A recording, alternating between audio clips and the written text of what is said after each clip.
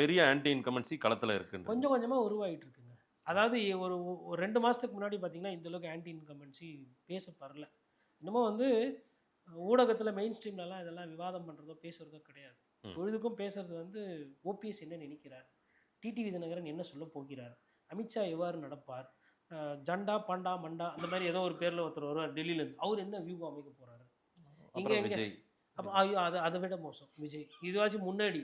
அதுக்கப்புறம் இப்போ பூரா வைப்பு தான். அதிகமாக வைப்பு பண்ணுறது யார், அதிகமாக டிக்டாக் யார், குத்தாட்டம் போட்டு சீட்டு கேட்டார், இப்படிலாம் வரும் தலைப்பு பாருங்கள். அதிகப்படியான கரகாட்ட கோஷ்டியுடன் வந்த தாவேகா நிர்வாகிகள். அப்புறம் அங்கே வந்து இது இப்படி தான் போகும். இது கலை நிகழ்ச்சியா அரசியல் நிகழ்ச்சியா ஒன்றுமே புரியாது. அதுக்கப்புறம் எல்லாம் வைப்பு பண்ணுவாங்க, 2 பண்ணுவாங்க. ஒன்றும் வைப்பு பண்ணுவாங்க, எல்லாம் ஆபாசமாக யாருன்னா திட்டுவாங்க.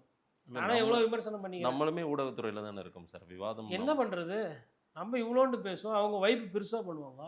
மலேசியாவில் கூட்டம் பார்த்தீங்கல்ல, நான் சொல்லுவேன் பூத்தில் ஓட்டு வராதுன்னு, அவங்க வந்து என்னை தற்கூறின்ட்டு என்னை திட்டிட்டு போயிடுவாங்க. அவங்களோட நானும் சேர்த்து விட்ருவாங்க. அவங்க எண்ணிக்கை நிறைய இருக்காங்கல்ல சோசியல் மீடியாவில். அவங்களுக்கு பேர் வர்ச்சுவல் வாரியர்ஸ். நம்ம கருத்து பேசிகிட்டு இருக்கோம், அண்ணாவை நினச்சிக்கிட்டு பேசிக்கிட்டு இருக்கோம் மனசார.